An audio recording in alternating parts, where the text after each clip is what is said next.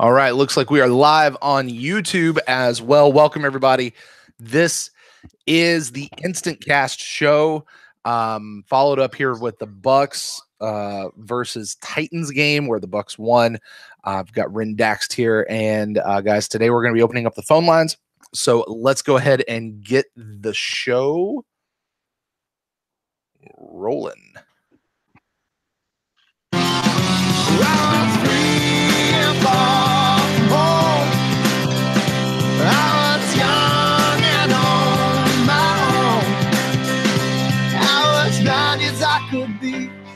Love it's not for me till the night I met that girl named Tennessee. And welcome to the InstantCast presented by the Pewtercast. I am Brent Allen, your host, joined as always by my good friend Ren Daxt. We are here to talk about the Bucs versus Titans game where the Bucs came out on top 30-14. Ren, how you doing over there, buddy? Doing good, man. This offense is fun to watch. I know it's preseason, but it's better to come out on top, and it's better to put up 30 points than not. So, yeah, I think I saw Greg Allman tweet out that we have not scored 30 points in a preseason game. Understanding it's just preseason, we haven't done that since 2007. So, definitely good to see. There was a couple of places where they got into the red zone and gave me a little bit of reminiscence from last year, but nothing. I don't have that same feeling like I had last year as far as what's going on with the red zone. Like it's as you say, it's definitely a fun offense to watch. And we're going to get into all those details here. I want to give a quick shout out to everybody who is joining us. We are simulcasting tonight. We are out on Mixler.com. That is our normal InstantCast platform. So hello to everybody. You guys are filling up the chat room over there. You guys have fun hanging out over there. We'll try to check in just as often as we can here from time to time. We'll try to work in some of your comments as well. But we are also simulcasting on our video feed on our YouTube channel, youtube.com/thepewtercast. So hello to everybody who is joining us over there. We actually got quite a few people over there. Ren, I think last week you were kind of monitoring that chat. Are you're doing that again tonight? I am on it. So Ren's going to be over in the YouTube chat room. I'll be over in the Mixler chat room and trying to keep an eye on that. However, tonight we're going to be going through the game. We're going to be talking about it. Lots of fun stuff, but the phone lines will be open. You guys will be able to call in. I'll go ahead and give you guys that number. We'll drop them in the chat room so you guys have that as well. The number is 864-729-2827. That's 864-729-BUCS. You guys call us and we'll talk about the game. We'll talk Bucs football and what you guys heard. Just a reminder, this is a PG-13 show. We don't really edit it out. We're not really sticklers about it, but just keep that in the back of your head as we are discussing things tonight. So, just one quick housekeeping thing I wanted to get to. Something that happened earlier today, Ren, and just kind of as an overall thing, I am loving watching where Bucs content is being put out and where people are getting to receive Bucs content. This is one avenue, but Ren, you got to be on this afternoon on sports radio with our good buddy Gene from the Buck What You Heard podcast and Peter Blake over at the Tan Talk Radio. Tell us about that, man, because that was a fun thing you got to be a part of earlier today. Sure. Just real quick, 864-729-2827. Bucs. 2827. Yep. 2827. Yeah. Well, I guess, Gene, it's sort of a thing for him with Peter Blake and his radio show on Saturdays, which is 3 to 6. You can find it on, the interweb and iTunes Radio. And if you're local to the Tampa St. Pete area, it's an FM, it's an FM station. And Gene asked me, he's like, hey, can you call in like at 5:15 today? And I'm like, sure. And I wasn't sure if am I a guest or you want me to call in and ask a question? And he, basically the answer was, it's just like a podcast. I'm like, okay, all right. I don't really know what that means, but so I got on there and I ended up staying on. And to be honest, near the end, I felt like I was sort of the guy that stayed at the party too long, where you look around and everyone's gone. and you're like, oh, okay, see you later. But I ended up staying like for like the whole hour, the whole last hour of the show, and it was really cool to basically go on a sports talk radio station locally and talk the Bucs, and people there wanting my opinion on the Buccaneers. So yeah, another bucket list checked off. There you go. So you guys make sure you check that out. Check out Gene with Buck What You Heard. His show goes out usually Wednesdays, Thursdays, somewhere around there. He's also got his podcast feed going out, and then the show there with Peter Blake. Also, a couple other things. I know our friend Derek over at Buck What You Heard, he was doing, or Buck, over at What the Buck, he was doing something tonight during the game with like a chat thing on Mixler. That looked really cool. Our buddy James over at Mr. Bucks Nation, that YouTube channel, which if you guys haven't checked out, you should do that. He has a pre-show, post-show, and a halftime show going on. So tons of stuff. Let's go ahead and dive into this. Let's pick up this phone call here. You are on the air. We haven't even started talking yet. So go ahead, lead us off. Who do we got talking to us tonight here? Brent and Ren and the InstantCast. Hey guys, this is Rick from San Diego. How are you? Rick, we're doing good, buddy. Doing good. How about yourself? Great. Hey, congratulations on the recent success and getting in and asking some questions at One Buck Place. And hey, I guess my quick question would be, hey, why was Spence in at the end of the game? And just kind of want to get your reaction on a couple other things. Maybe us guarding the screen game looked pretty poor there. And then kind of what you thought overall of the defensive line and the pressure. Well, the defensive line was something I was looking at coming into this game, because the first team defensive line. Well, first off, thank you for for your kind words. Sorry about that. I didn't think the first string defensive line looked great against Miami. They did get a sack, but then Miami actually ended up picking that first down up anyway. The run defense didn't look that well. That tunnel screen, still haven't figured it out. And why Noah Spence was in there at the end, I don't know, just bodies, or they're trying to get him some work against lesser competition so he can sort of bone up and learn how to set the edge a little better. You got to remember they're banged up at defensive tackle right now. They actually got the guy that just came in, who filled in for Tui Kolovatu, who the injury waived. He actually got some playing time tonight. But the defensive line, I was disappointed in. I'm not worried about it yet. I think it's one of those things where they're gonna ramp up to it. I really do like the chemistry that McCoy and Curry have I guess gelled early. Both of the sacks that the defensive line has gotten have come from that side, and because of penetration. Once against Miami was Curry, and McCoy cleaned it up, and this time McCoy got in there and Curry cleaned it up.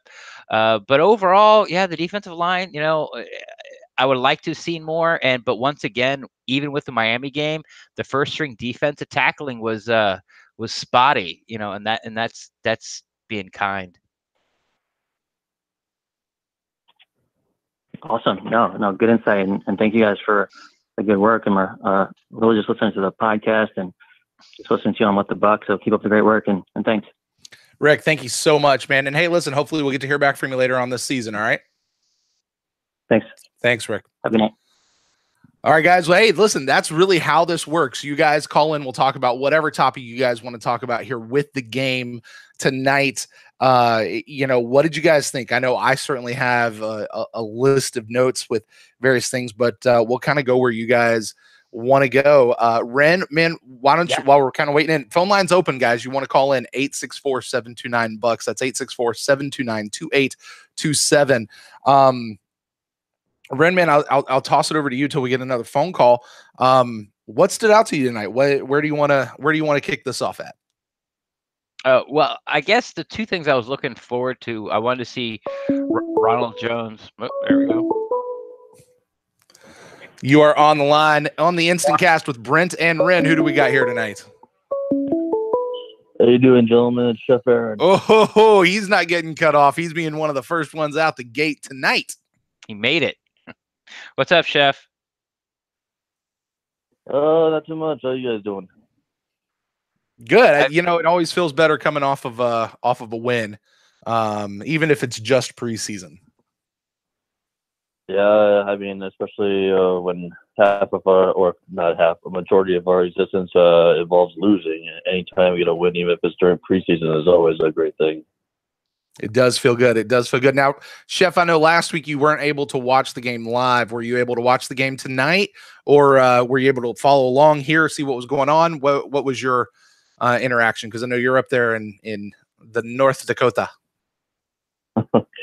Yeah, I was unfortunately not able to watch it again. I followed along with the Twitter stuff, and apparently the NFL Network is showcasing the game around 3:30 a.m. So be able to watch it tomorrow night. So be able to catch all the good stuff that happened tonight from what I saw. I mean, my God, Jameis Winston is silencing up his critics, of course, all the naysayers and all that. And Griffin looks like he carried on into this game as he did last week.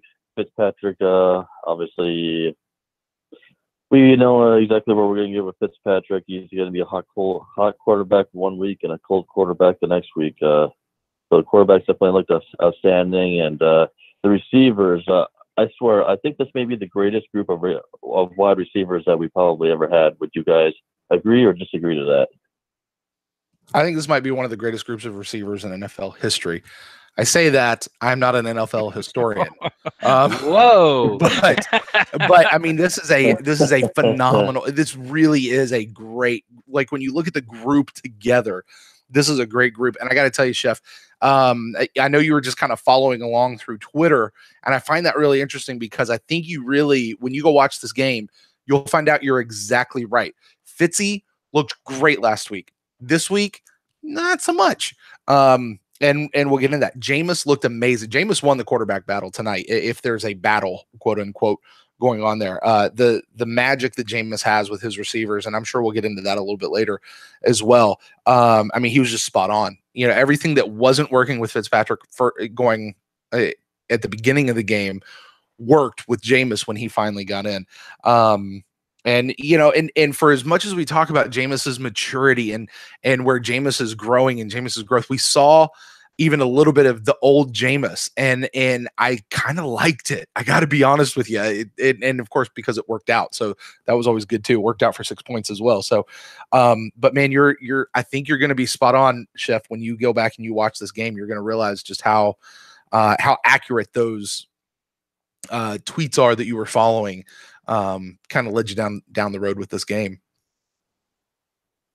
Yeah, how about Jameis's accuracy too? I mean, I think this may be the best his accuracy has ever looked. I mean, we didn't see any deep ball bombs to Deshaun Jackson, and he had a 54-yarder with Deshaun Jackson. So it looks like his arm has vastly improved.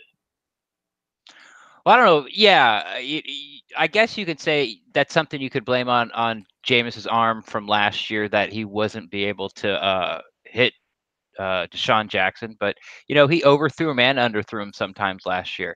But if you look about when he was injured and when he came back, he's just sort of picked up right where he left off.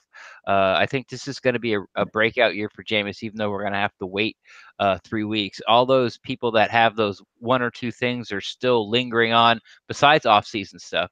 But all these people have like one or two things lingering on about what they don't like as Jameis to be a franchise quarterback. I think though by the end of this year, all those question marks will be gone for them. Yeah, you know, and I it's don't know if they'll be gone. I think they'll always be there because it's just the natural hate that some people just have for Jameis, or the unnatural hate, I should say. I can understand that, and I'm sort of excluding those people, you know, that are always going to hate Jameis, maybe because he went to Florida State or because of his off-field issues. Those, like, I understand that. But if you're, you know, someone who doesn't harbor any ill will towards Jameis as a person or as a football player, all those people that are still not on board with Jameis, the franchise quarterback, I think at the end of this year, like I said, it's all going to pan out. And wait till you see. I am now naming Ryan Griffin Acu Griffin for his accuracy. And wait till you see him, second game in a row, man. Like this guy, you know. That Sergio Bailey throw, that looks pretty sweet. Oh, that's right. So you get to see some highlights Yeah, you get to on see the clip, Twitter I'm with sure. it. Yeah, I mean, I think he had one bad throw where he spun Bailey around a couple plays earlier. But I'll tell you what, this Agumbabwe, the running back. Dare Oh Agwabunge. Yeah. yeah. I mean, we were all high on Sean Wilson, and we wanted to see him, But Dare, I'm just going to call him Dare. Dare took the opening kickoff, and and then Sean Wilson caught some punts. He got to return one for a few yards. But I think these guys are blow for blow for that last running back spot, and I can't pick a winner right now. I know Cutter likes them both, and from what I've seen, it's really close. I think Charles Sims' injury was sort of the nail in the coffin for his Bucs career. I don't care how minor it is, just not be able to take reps away from Wilson or Dare. It's time just to move on from him. Yeah, Ren, I'm going to agree I with you think on that. With the Charles Sims thing, that's actually one of the notes I had is that injury to him is going to make it real easy for them to make the cut now. Like that's not going to be. I think that takes that almost is going to take him off the table. But yeah, when you start talking about that Dare versus Sean Wilson thing now, the difference is we talked about with Sean Wilson, if he gets all this hype through the preseason, there's no way that he would make going through waivers and getting re-signed back to the practice squad. So they would kind of maybe hide him, at the bottom of the roster. But, Dary's, I think, given him a real run for his money. Don't forget, Dari was with us for a couple of weeks towards the end of last season as well. So he's got a little bit of a jump on him there as well. So it'll be interesting to see how that running back situation shapes out. What are your thoughts on Rojo and all that? I tell you, Chef, I'm gonna go ahead and get off the line because I want to open this up because I know there are other people looking, but we are definitely gonna hit that Rojo conversation. All right. All right, take care, guys. Go Bucs. Thanks, Chef. Go Bucs. Go Bucs. See you, Chef. So Ren, well, first of all, guys, phone line is open if you guys want to call in 864-729-BUCS. That's 864-729-2827. Ren, I think you're going to say something about the running back thing, and then we go ahead and dive into Rojo if you want. Or not. You are on the line with Brent and Ren. Who do we got here talking to us tonight? Hey, my name is Rutger. I'm from Arizona. Rutger from Arizona. It'd be great if you were from New Jersey. It'd make me so happy, but it's not. Why? Rutger, how's it going, buddy? Yeah, I'm actually from New York, Okay. So close by, but I'm not a big Shiano guy. Fuck Yeah. that guy. I mean, screw that guy. I think there's a lot of Bucs fans that would echo that sentiment there for you, Rutger. Yeah, Gerald McCoy included. Yeah. My question was, this is kind of off subject. I didn't get to watch the game tonight, but I have my fantasy draft tomorrow. Mm-hmm. And in the later rounds, I'm like torn between Cam and OJ. Mm-hmm. And you guys have been kind of on the practice field and stuff, been able to see that a little bit more. Who do you think, who's the sneakier, like better lock there out of the two? Because it seems it's split for me. I mean, Cam's the proven guy, but OJ's got more upside. Yeah. Well, honestly, from everything that I saw and that I'm hearing, OJ Howard is now the number one tight end. But unfortunately, this is so hard. Either one's going to be fine. I think their numbers are going to be extremely similar. And one of the reasons is why Jameis Winston, who has this connection with Cam Brate, is not playing the first three games. So OJ Howard might start off with these, maybe ahead of Cam Brate in touchdowns after the first 3 weeks and catches and yards. But when Winston comes back, I think it's going to start level off. Here's what I can say. Mm-hmm. If it's a PPR, as in, you know what that means, I would go probably with Cam Brate because that's who Jameis looks to in the middle of the field when he needs a first down. And right. but if it's, if you're looking for someone who's going to get you yardage and big plays, I think that's going to be OJ Howard. Like OJ Howard might only get like 3 catches, but it might be for 70 yards and a touchdown. Cam Brate's going to get you 6 catches. That's going to be for 70 yards and a touchdown. So good luck. If I can just, not to tie your lines up too much, if I can just add a little thing to that. How do you feel if OJ is the number one guy? I mean, what does that say about like Dirk? You know, because Cam has earned his contract and he just signed a big one, and they're just. I mean, if OJ that easily just comes in as the number one now, I don't know. I don't know how I feel about that. It's more of a 1A, 1B. Sorry, Brent. I think it's more of a 1A, 1B. And, you know, this isn't the Girl Scouts. There's no participation trophies. If OJ outplays them, OJ outplays them. And they run a two tight end off. You know, they're both going to get their catches and their touches. OJ is a way better blocker. He's more athletic. He's more, you said it, he has the higher upside. Cam is super solid. We love him. We're glad he's here. I'm glad he signed the contract. I don't want him on any other team, but OJ is just a better player eventually. Yeah. And I mean, don't forget that, right? Cam did sign a 6-year, $40 million contract. And that doesn't mean he's going to be here all 6 of those years. He might be, might not be. I don't know. But you know, they definitely are looking to Cam for the long term. And as Ren said, it's, I mean, you know, you look at our wide receiver thing, right? Who's our number one wide receiver and number 2? It's Deshaun Jackson and Mike Evans, right? Flip flop that order. Clearly Mike Evans is the number 1 receiver on the team, but he and Deshaun are out on the field at the same time. So it's really that 1A, 1B kind of deal, you know, with them. And to go back to your fantasy question, honestly, I'd be okay with either one of them if they're sitting there. Wait till one gets drafted, then take the next one in the next round. Yeah, like kind of, I'd look at it like that, like just kind of keep that one, you know. And I would assume that OJ, because he gets more press and he's a little bit more well known, he'll probably go first in most fantasy leagues. And you just, you know, you kind of tuck that Cam Brate away in the corner. You know, he'll be a steal for later on in the draft. By the way, I feel the same way about Peyton Barber. He's going to be a guy who will not get drafted early. He'll be a late round guy, but I think we're going to see some pretty good production out of him fantasy wise this year. I might be wrong, but that's just a thing I have there. So outside of Mike Evans, basically any Buccaneer is a steal because they're going to be going so low, you know? Yeah. I mean, Chris Godwin, I mean, you know, I don't know where you feel like you can draft him, but man, you put Chris Godwin on your team and, you know, just don't pack your entire team full of Buccaneers, because when the bye week comes, your fantasy league's going to be shot, you know? Oh no. So no, I've learned since then, or since, you know, 4 or 5 years ago, to not draft too many Buccaneers, you know? Right. So, all right, Rutger. I appreciate the time, guys. Yeah, man. You got anything else for us? I love what you do. Thanks, man. Hey, keep listening. Hopefully we'll hear back from you later on this season. All right. Yep, I want to let somebody else on. So, all right, yep, thanks, I'll see you guys there. All right, phone line is open if you guys want to call in, 864-729-2827. We're talking about the Bucs versus Titans game. Bucs on top, 30-14. Ren? Yes. Where we're going? I don't think we quite got down a path there. I just want to finish on that fantasy. I've been, you know, it's starting at that fantasy time, so I'm starting to listen to podcasts and stuff. And apparently Peyton Barber's going undrafted as a starting running back for an NFL team. So if you're playing in a league, by the way, not surprising. And Rojo's going first. Like Rojo's going like round 6, 7, and Peyton Barber's going undrafted. Now, if your league's not stacked with Buccaneer fans, use that to your advantage. If it is, like the PeterCast, we're not going to get away with that crap. We're just not.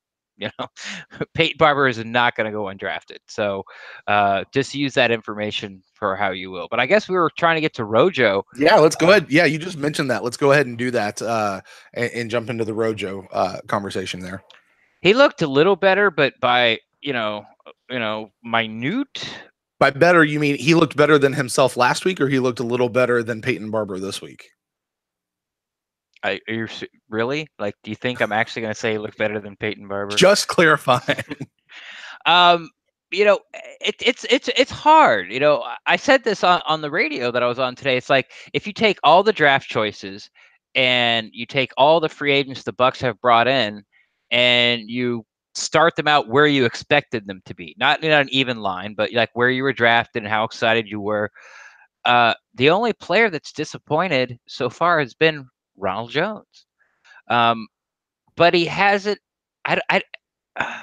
He did get to run behind the offensive line, like the number 1 offensive line, a little bit tonight.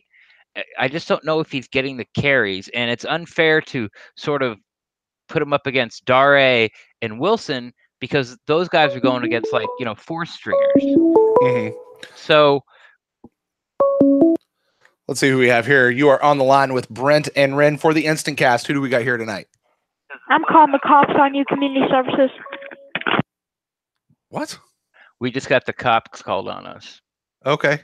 Our first prank call. Awesome. Mark it. You got to put that at the end of like every show. I'm calling the cops on you. I'm calling the cops on you, community service. Click. Whatever. No, All that was right. good. That was good. That was balls, man. What was that kid, like 8? Yeah. 8? I'm going to call the show. I wonder how he found out about us. That's the question. How I does wonder an if that's Craig in Vegas's kid over there or something.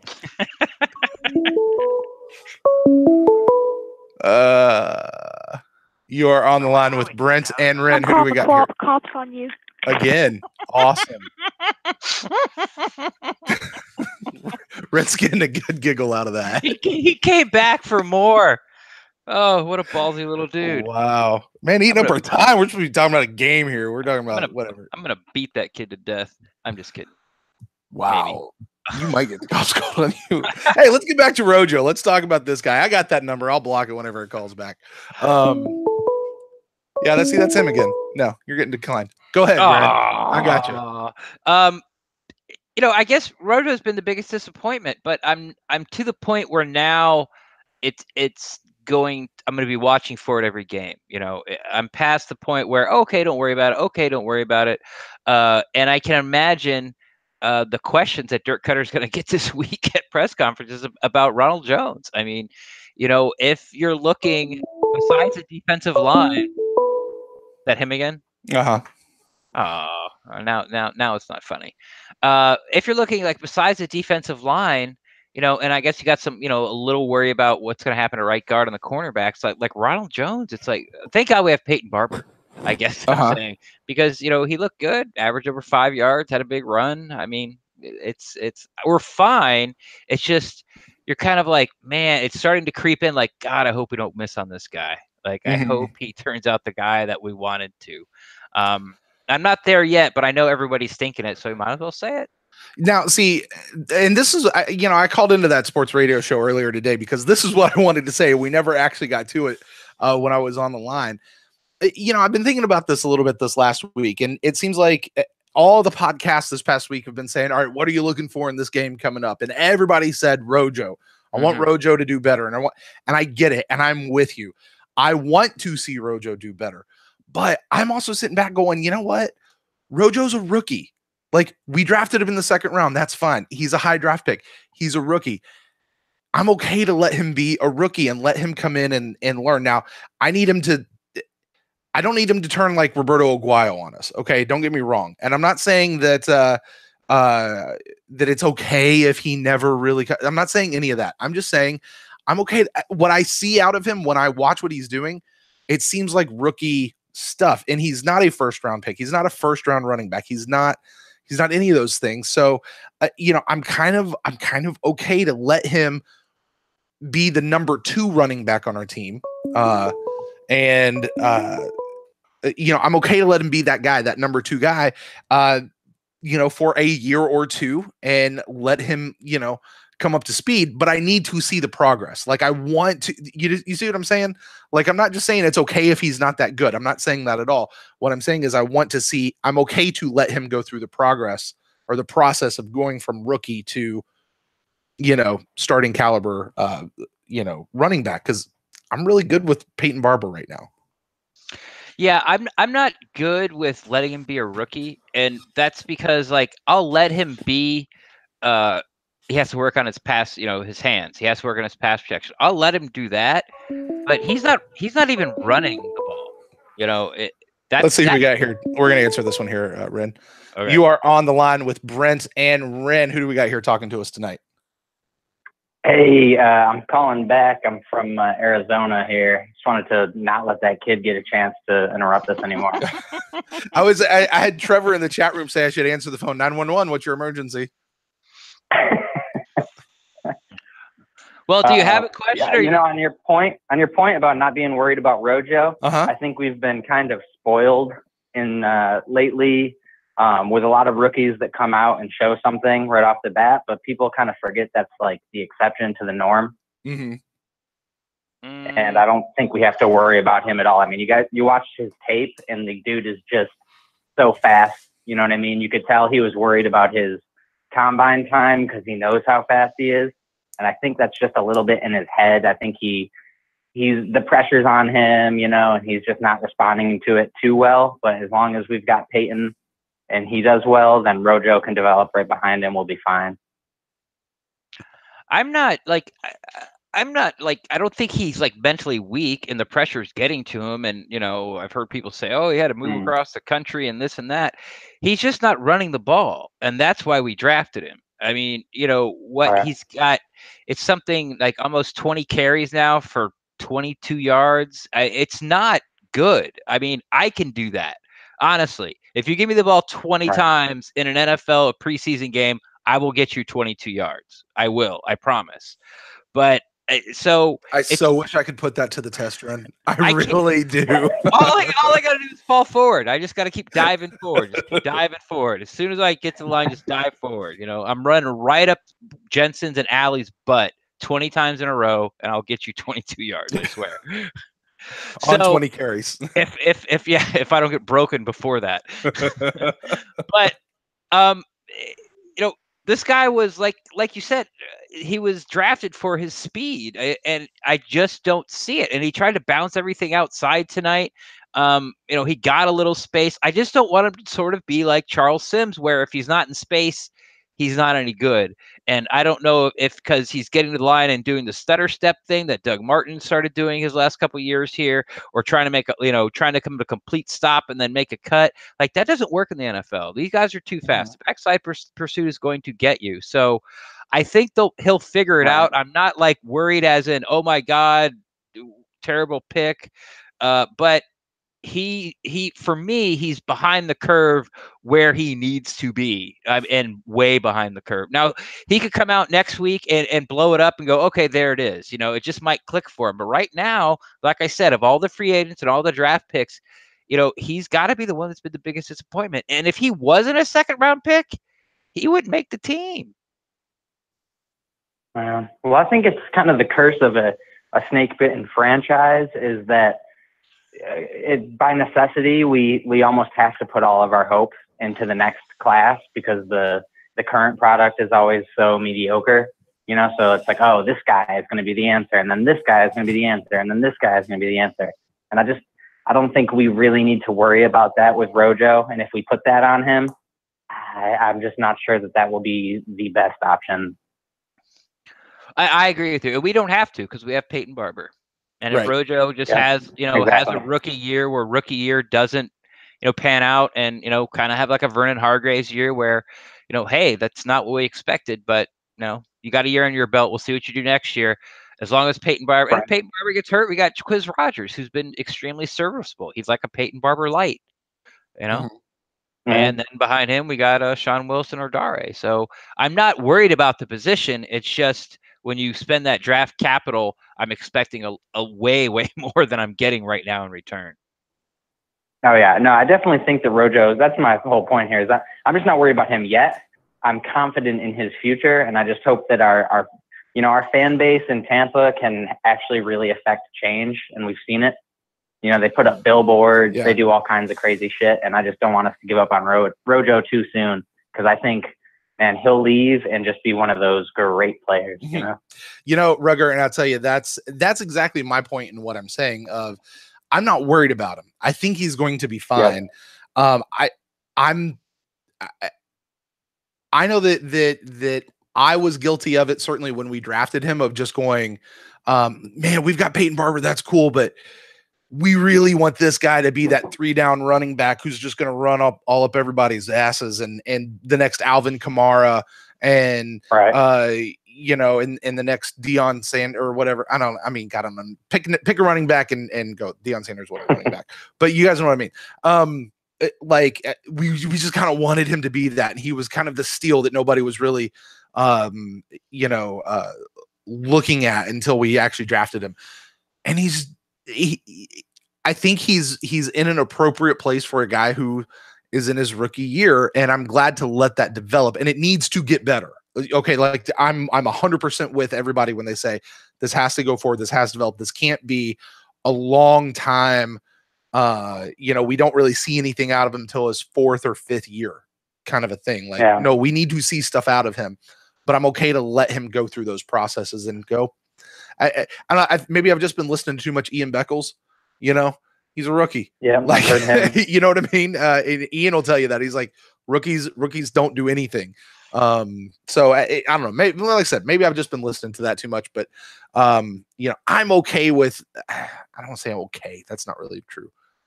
I'm good to let him just be a rookie, and because we got Peyton Barber. If we didn't have Peyton Barber and he was the guy we're pinning our hopes on, we'd have a different conversation. But and let's be honest here. I mean, we're not. Even though it would be great and it'll help our offense to have a great run game, we are not a running offense. Dirk does not truly know how to use running backs to the max of their potential. This guy throws the ball. It's what he knows. It's what he does. And we've done it well under him. So, if our running back only gets 700-800 yards, but we're still passing it, getting enough points and getting wins, who cares? Exactly. All right, Recker, I'm going to go ahead and let you go. We're going to open up this phone line. All right, bye, guys. All right. Thanks so much. Thanks again. I think that might have been that person again. Anyway, so Rucker actually, I think, provided this nice little transition there, Ren. Let's go ahead and start talking about some of these wide receivers and what we saw out of the wide receivers tonight. Watching specifically Jameis, Fitzy just looked off all night to me with these guys. But 911, what's your emergency? I'm calling the cops on you. Okay.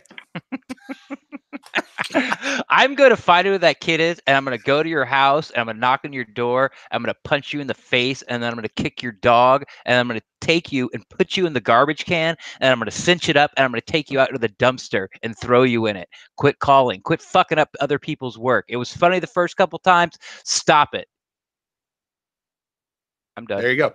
All right. Let's hear. Where are we going? Wide receivers. Let's talk about that. Wide receivers. Jameis with his wide receivers looked fantastic. Justin Watson making his case to make this roster tonight. So what'd you think? I'm just declining those calls from now on. So go ahead, Ren. Well, you got to give him. He's got guts. Well, Justin Watson has been a favorite of Jason Light, and we've heard it, even before he was drafted. He told a story to the Glazers that he was sort of this diamond in the rough guy. It didn't help Bobo Wilson at all that he was injured. I don't think Bernard Reedy helped out his case tonight at all. Lampman didn't really help out his case at all. So if you're going to do your 5 wide receivers right now, it's between Martino and Watson. But as we've talked about in previous pods, we know what we get with Martino. We know the ceiling. If Watson doesn't become a liability on special teams, which I don't think he will be, then it could go to him, or they keep 6 wide receivers. That could be a possibility too. But he had a good game, and ever since he's come back from his hamstring injury, he's always flashed. He's always shown up. He does drop 1 or 2, but I'll go with the Rojo argument. He's a rookie. He's just a rookie. But it was great body control and great catch, great throw by Jameis, and that wasn't his only play tonight on that touchdown. Right. And, I tell you one thing that really impressed me, and probably shouldn't, because this isn't something we should see out of Justin Watson very often, if ever at all, is if you remember that play where, was it Godwin? Somebody fumbled the ball or had the strip fumble, and the refs wound up calling it back where they blew something dead. But before all of that happened, one of the Titans picked up the ball and started running with it, and it was Justin Watson who tackled him and stopped the Titan guy from running back even further. And the type of tackle that Justin Watson made, I want him to put on a clinic for every single one of our defense guys to show them how to tackle and stop a player from running and grab onto them and hold on to them. Because, oh my God, tackling tonight, I can't wait to hear Derek talk about this on his show because he's going to go off. But just the fact that I like that kind of attitude. I like what Justin Watson did there in that play. It's not what he would normally do, but it was just that little something extra that popped out to me. But I'm with you on it. He's a rookie, kind of like that Rojo thing. But he had a good game. Watson, yeah, for sure. I don't want to take it to the point where he secured himself a spot on the 53-man roster. I don't think he was going to go anywhere anyway. They were either going to redshirt him, with an IR move, or they're going to try to sneak him on the practice squad. He was a draft pick, and he's going to get every chance to succeed. But from what Jason Light, talked about him and was high on him, he's showing why he was drafted and why he's here. So, yeah, another good showing by Watson. And, it's I guess if you're a Jason Light guy, it's really not that surprising to you. Yeah. Yeah. All right. Let's talk about we're talking about kind of some of these receivers. Fitzpatrick, when he was in the game early, he looked off, particularly with the receivers. He way underthrew D-Jax on one route. He pulled people way off to the side with some others. I don't know who that is. He he was off with Chris Godwin at one point and things like that. Are we worried about Fitzy? No. He's got 19 years in the NFL and 190 million starts. No, I mean, that's what you get with Fitzpatrick. I mean, and Right. that's, and you get that with a lot of quarterbacks. He was just throwing behind wide, receivers, in his one quarter of play, which I think was 2 possessions. I think he only got 2 possessions again. So yeah, it wasn't as sharp as it was before, but it's Fitzpatrick. He's gonna make plays for you. He got outside with his feet. Picked up a first down, I think, and that's it. He's gonna battle for you, and Fitzpatrick is Fitzpatrick. And this is the game where you can point to where if the Bucs go 3-0 and people are, Fitzpatrick's got to, you got to keep playing, got to keep starting, can't bring Jameis in.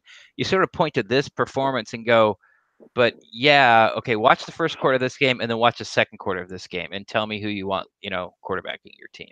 Right. Well, Ren, we got a phone call here. On you. Did they use a different number? Yeah, that's actually a number. I got their phone number now. Oh, nice. Let's hear it. I'll put it out there. 864-976-1337. Anybody wants to call them and talk to them, go for it.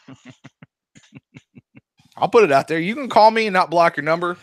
I won't put it. I'll put it out there. So anyway, I'm sorry. I missed that last little bit of what you were saying there, Ren. I was talking about what I'm going to do to that kid if I ever find him. No. What was I talking about? Ren's opinions are solely those of his and not those of the Pewtercast. Yeah. Thanks, Brent.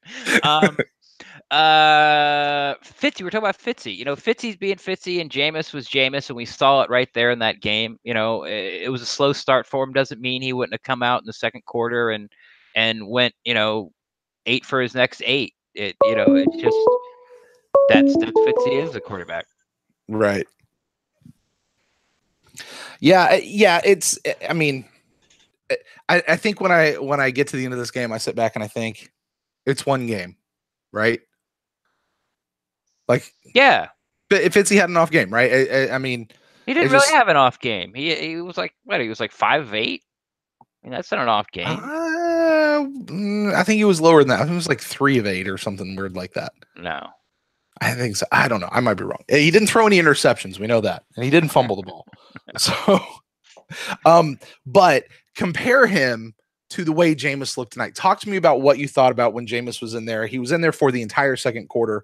Got in really for a series that I don't think we thought he was going to be in anyway, when they picked up a fumble and went in and put one in right before the half. So what'd you think of Jameis tonight?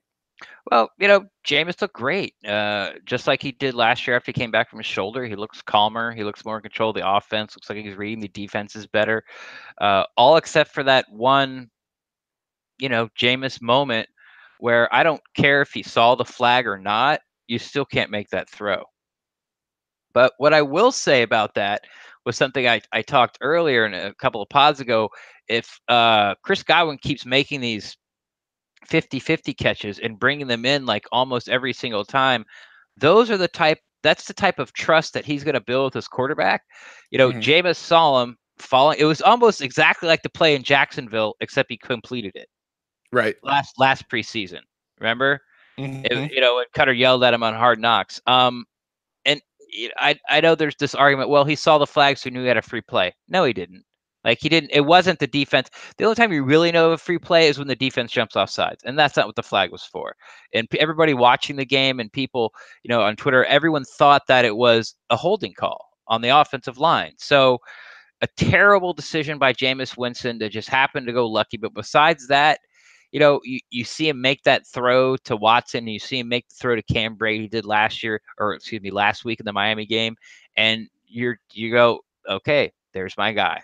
Just as always, eliminate those turnovers, quit being loose with the football in the pocket. We're gonna go places. Yeah, I'll be real interested to hear Jameis talk, and I don't know that we ever will. Maybe even Dirk Cutter talk about that one specific play, but I think when you take the entire body of work that Jameis put on the field tonight, and you take that into that it looked like there was this great combination of the new Jameis and the old Jameis that we were watching tonight. That risk-taking gunslinger, take command of the offense kind of a thing, combined with that more mature, more calm in the pocket, more in control kind of Jameis. And I got to tell you what, those two things mesh together. That's only going to be good. That's only going to spell good for Jameis and for the Tampa Bay Buccaneers as long as he is the quarterback here in Tampa, which I hope is for a very, very long time. Well, I actually owe you an apology. Fitz was only 5 for 13. Yeah, it was. Yeah, I think I said 3 of 8, but it's more about that thing. So he didn't look great. But again, I go back to it's one game, right? It's one quarter. It's 2 drives. Right. Exactly. It wasn't even one game. Exactly. Yeah. So I wouldn't even have brought it up as a point, about being worried about Fitz. I just, especially. We're going to see it on social media this week. We are. Okay. Well, I'm not going to comment on it. So, all right. Well, that's a whole lot of offensive talk. I will say, guys, the phone line is open, and unless your number is blocked, go ahead and give us a call. The number is 864-729-BUCS. That's 864-729-2827. You give us a call. We'll talk about anything that you would like to talk about in regards to the game tonight. Here as we kind of turn the corner, actually looking over at the time over here. Ren, let's talk about the defense. We haven't talked much about the defense tonight. I was not very thrilled with the defense. Overall, my note is no one really impressed me except for JPP and a little bit of MJ Stewart. What did you think? Yeah, without it's really hard to judge how the defense did instant reaction, except for how many points they give up, how many sacks did they get. Those are the things like right after the game. If somebody didn't make a bunch of tackles, it's really hard to notice them. I thought Levante David played well from side to sideline. And like you said, JPP was stopping the run. Will Clark showed up a couple times setting the edge as well. I thought Will Golston had his best game. Conti didn't have a good game. Didn't have a good game in Miami. So I think his arrow is trending down. It was sad that Whitehead got hurt. I would like to see more of him tonight. Sort of that dream scenario of Justin Evans and Whitehead, those super athletic center fielders roaming sideline to sideline back there for us. Justin Evans took a terrible angle on that bubble screen, which apparently we can't, or tunnel screen that we can't defend. And MJ Stewart looked good, but because he had 2 forced fumbles. I mean, I'm not taking that away from him, but I'd have to look at the whole game and say, did he really have a good game? Like, was he out of position? Was he missing tackles? So it's hard, but an overall feel for the defense, I would probably give it a C-. And if I think, the first or second team stayed in there longer, as the Tennessee offense I'm talking about, it would be closer to a D- than an F. Like the Bucs defense really didn't stop anybody, No.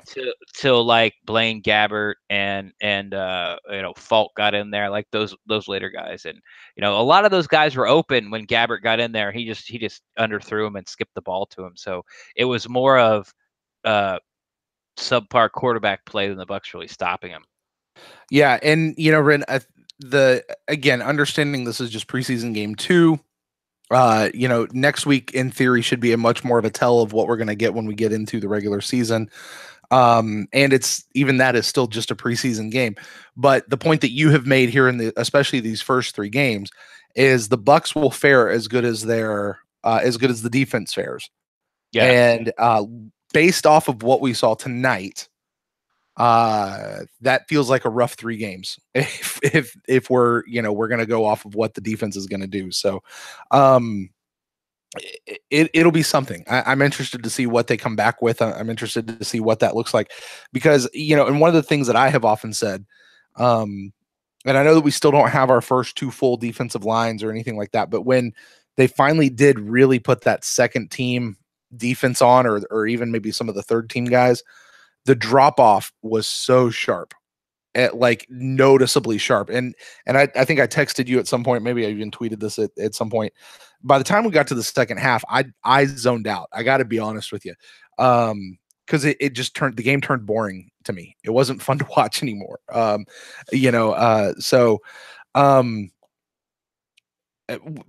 do you make of that, am I over exaggerating the drop off between the starters and those second team guys, you think, or is that maybe a little bit closer than what I'm saying here? You over exaggerating, Brent? Never. No, it was noticeable. The little bit of penetration, like they weren't putting a lot of pressure on the quarterback. I'm talking about the Buccaneers defense with the 1s and the 2s, if you want to classify it that way. But they were getting no pressure on the quarterback when like you said, the Patrick O'Connors and the Lamberts, those guys started coming in. But it's to be expected, and these guys aren't going to play or even probably make the team. So at that point of the game where you just need bodies to finish the game out is really what's going on. And maybe you can find those diamonds in the rough, like that 9th or 10th defensive lineman that you're planning to keep, or somebody you want to put on the practice squad. But for them to have this super sharp drop off, well, yeah, that's why McCoy and Curry and Allen and JPP are making anywhere from $6 to $12 million a year, and these guys are making like 200,000. There better be a sharp drop off. Yeah. Gosh, it hurts. It hurts. So, all right. I know. You want to see your Bucs dominate every play, every fast. I know. I'm with you. But it's so maddening. They're not going to win every game this year, Brent. I can't guarantee you that, but I'll bet you. I mean, just that is a bet I would not take. Other guys get paid too. They do. They absolutely do. The other thing, and I don't know that I can dive too much into this because it pissed me off all night. But the tackling. I mean, we left so many guys. It was bad. And so many tackles out on the field. Do what now? It was bad, and so were the angles. Yeah. And at every level. It was shocking how bad the linebacker tackling play was, especially Quan. I mean, it felt like they're trying to expose Quan in the passing game, something I've been saying for 2 years, even though he's getting better. But yeah, it looks like they went right after him. And I think at one point he hit the wrong gap, was in the wrong spot or was in the wrong gap. I don't know where you're supposed to be, but it looked like, it was just hey, we're going to line up. We're going to run the ball right up the middle. Stop us. And Quan wasn't where he was supposed to be. So it's for me, it's getting so, he just needs to be more consistent. All right. So I want to say something, and I'm going to put this under the category of, this is the InstantCast show. Emotions are raw. These are those immediate thoughts and feelings that are unfiltered, and we haven't gone back and watched tape or watched press conferences or any of that stuff. All right. We talk about how great our linebacking core is. Levante David's awesome, and Quan Alexander's like the next best thing. Is he really? No. I've never look. I like Quan Alexander. As far as his upside, I don't think there's a lot of linebackers in the league that are there. Yes, he makes a lot of tackles, but the defense is set up to eat up blockers, so he can make a lot of tackles. He still guesses wrong on his run gaps, and he's still a liability in pass protection. Now, I guess you can look at me and go scoreboard because he made the Pro Bowl last year. After numerous people dropped out and got hurt, but still he made as a it. Deep alternate. All right, but I am not in love with Quan Alexander's play as much as everyone else is, and I'm not saying I don't like him and I want him off the team. I just think, like I said, he just needs to be more consistent. I don't think the way Buccaneers fans feel about Quan Alexander actually matches his play on the field. Levante David, I think it's flipped. I think Levante David is the best linebacker we have and has been the best defensive player on the field all around since he's been here. Mm-hmm. But since he's such a quiet guy and doesn't talk a lot, doesn't do a lot of interviews, that sort of gets overlooked. But yes, I like Quan. Yeah, I want him to make the Pro Bowl. Yeah, I want him on the team. And yes, I think he can prove. And yes, I think his ceiling's still out there. But as far as ride or die with Quan, he's the best linebacker in the NFL. It's not true. About 4 hours ago, I might have slapped you for saying that. Well, don't let one half of football change your mind. Well, I think I am. Football. No, maybe not letting it change my mind, but it's definitely raising the question because as I was sitting there watching Quan, I started going back in thinking back to last year and even the year before and going, okay, he's going into his fourth year. How good has he been really? And we give he didn't have a defensive line that he was really working behind last year, and he had this and that, but how good, I was trying to, I'm getting to that spot where maybe it's losing a little bit of the luster, and I want him to prove me wrong. I want Quan Alexander to be that middle linebacker that just that kind of Derek Brooks sort of, he's all over, takes command of the field.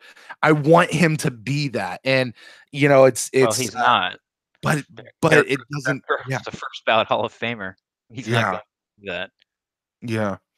Just like Gerald McCoy is not going to be Rowan Sapp, first ballot Hall of Famer. He's not going to be that. They're both going to be very good in their own way, but they're not you can't, it's just don't do that because he'll never live up to that. He just won't. Mm-hmm. We got people in the chat room that are kind of pivoting this a little bit over to Mike Smith and asking if it's his fault and where does the coaching thing matter? And honestly, I don't know. I don't know either. But here's the thing. Quan's sort of been writing this since he got here. He was a 4th round pick. No one heard of him. The Bucs had brought in Jason Light. The Bucs had brought in someone to play that linebacker spot, a free agent. They gave him money, and Quan beat him out in the first week of camp. Yeah, and he's sort of been riding that wave. Oh my God! Now, if Quan was say 4 years ago, the Bucs picked 11th or 9th, like they did, and traded back, and at 11 they took Quan in the first round, like they did with Vernon Hargreaves.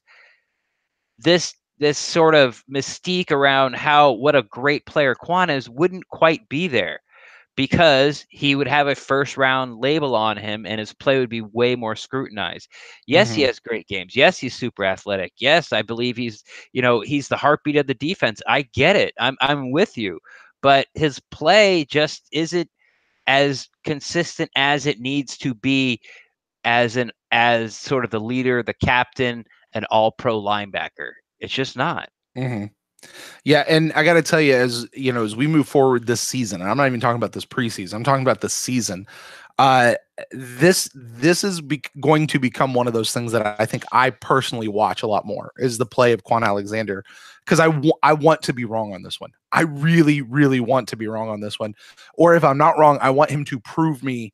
I want him to change my mind this season, because I'm like it's kind of one of those like I almost don't want to talk about this, but I think we have to. And I think we just like gotta the put it out there. like Ronald Jones, like the Ronald Jones, or even last year. Well, no, I'm not even gonna go there. But yes, it's that kind of thing. We just because we're unbiased media folks here, Ren, who can't call it like it really is, because we're biased towards our team. Well, okay, well, never mind. Anyway, just all drop right. that. Anyway, that bothers you way more than it bothers me. Yeah. Anyway, well, man, I think that's about all that I have as far as this game goes here for the Instant Cast. No Catanzaro talk. The greatest kicker in Buccaneers history. Hey, listen, he was perfect tonight, wasn't he? Yeah. What was his longest kick? 26 yards? No, it was longer than that. 48. Was it 48? Wow. He had a 48 and a 44. Whoa. I think that's off the top of my head. Yeah. Wow. So, go Catanzaro. Yeah. And he looks like we had a kicker this week. And he put almost every kickoff in the end zone, which they said last week they're trying to do. They're trying not to get them return them. And he was putting them 8, 9, 10 yards deep consistently. Yeah. Hey, go Catanzaro. Yeah. I like it. I'm calling him Doganzaro because he's a dog with a W and an A. I want that cat that sits behind you there. We're just gonna call him Inzaro, and that way he'll be Cat Inzaro. Yeah. Yeah. His online name is Bucko. He's not there right now. Yeah. Because he's orange, but it's not true. I just call him Orange Kitty because I wanted to call him Von Dutch and Cheryl wanted to call him Daisy May. So we just call him Orange Kitty. All right. Well, this is certainly taking a sharp turn off of the game. Great conversation. You're welcome, everyone. We'll go ahead and wrap this up. I want to thank everybody who called into the show tonight, except for that one kid, if that was even a kid. Eesh. Don't do that, guys. That's not cool. The first time, like Ren said, it was kind of funny. After that, it's just annoying. But I want to thank everybody over in the Mixler chat room. You guys, great conversation there. Everybody over in the YouTube chat room. As well, lots of fun stuff. This will be going out on the podcast feed. So to all of you guys who are listening to us on the podcast feed, hello. With that, Ren, I'll toss it over to you for any final thoughts and letting people know where they can find you out there on the internet. Yeah, all in all, I know we sort of went, I don't want to say negative, but we brought up with Rojo and Quan, and we sort of said there's these things to look out for in the defensive line. All in all, the team they look better than Tennessee, and that's all you have to do every week. You just got to be better than the team across from you and get the W, and that's what they did. And they put up a lot of points, and it didn't see like Tennessee really had an answer for them at all. I thought the offensive line did well, especially like Fitzpatrick had no pressure whatsoever. He could have danced a jig back there. There was a few issues when Sean Wilson got in there blocking for Jameis, but overall, I thought they did well. Now, I'll tell you that I actually noticed Sean Wilson picking up a big pass protection block thing over Rojo. Yeah, he did, but he also missed one that got Jameis sacked, and I mean, we ended up. Was that? Oh, okay. Yeah. He went to the total wrong side of the formation. Basically looked at the guy charging at Jameis and then turned his head and then went to the other side. And by the way, he missed that block as well. Yeah. So that's what happened on that one. I was trying to figure that one out, but I don't have replay. So and that's why Dirk Cutter doesn't trust rookies in pass protection. You got it. Took Peyton Barber 2.5 years, almost 3 years to get there. But it was a good win at the end. I'm happy. I think everything's going in the right direction, except for those little snafus that are probably still going to get there, hopefully. But you got to bring them up. Got to fix them. Got to fix the problems. But to finish it off, the best way is to find me on Twitter at Rendax, REN_DAXT. I'm always down to talk Buccaneers football. And if you guys want to get a hold of me, you can find me at Brent Allen Live across all the social medias. And if you want to get in touch with the show, you can find us at the Pewtercast on Twitter at facebook.com/the Pewtercast, or shoot us an email to thepewtercast@gmail.com. Also, if you'd like to get involved with the show a little bit, you can find us at patreon.com/the YouTube.com/the PeterCast. That'll get you guys. You'll find out how you can become a part of the show, become a part of supporting the show, and you get some cool kickbacks when you do that as well. That is a growing community over there. Well, Ren, I guess with that's going to bring us up to the end of the show. We will be back, I think, later this week. We'll have a couple of new shows coming out for you guys as we kind of round the corner and through the preseason here, getting into the main season. Now, next week, actually the next 2 weeks, the Bucs are at home with their preseason games. Ren, I know we've briefly talked about this. And I will be at the game, so we will not be doing at least a call-in InstantCast show for the next 2 weeks. But I think you had mentioned something about being able to do. You'll hit up a little InstantCast yourself there. Yeah, the plan right now is just to basically whoever's in YouTube with us, this is what will be going on. Except it'll be just me because Brent will be on the road driving back to Jacksonville. The next two preseason Very games. late at night. Very late at night. Yes. So, the plan is now, and it's probably going to stay that way, is I'll just come on YouTube and I'll go live on YouTube. I will be not doing Mixler, and there will not be any phone calls, but I'll just sort of, I'll take more comprehensive notes and I'll sort of babble about the game and I'll, keep an eye on the chat and I'll answer the questions and we'll have a jolly good time. So InstantCast, I don't want to say 2.0 because it's not really better. 0.5, InstantCast 0.5. For the next couple of weeks. All right, so guys, that's what we'll be doing as we round out here the preseason. Bucs come home. Can't wait to see them. We got a couple days, I think, actually this week coming up, or at least one day at training camp. So that should be fun to get out to and hear from that. You guys make sure you tune in. We got Ren's training camp journals coming up and all that kind of stuff. So guys, with all of that, thank you so much for everybody who's hung on with us. You guys have a great week and we will talk to you guys next time. Go Bucs.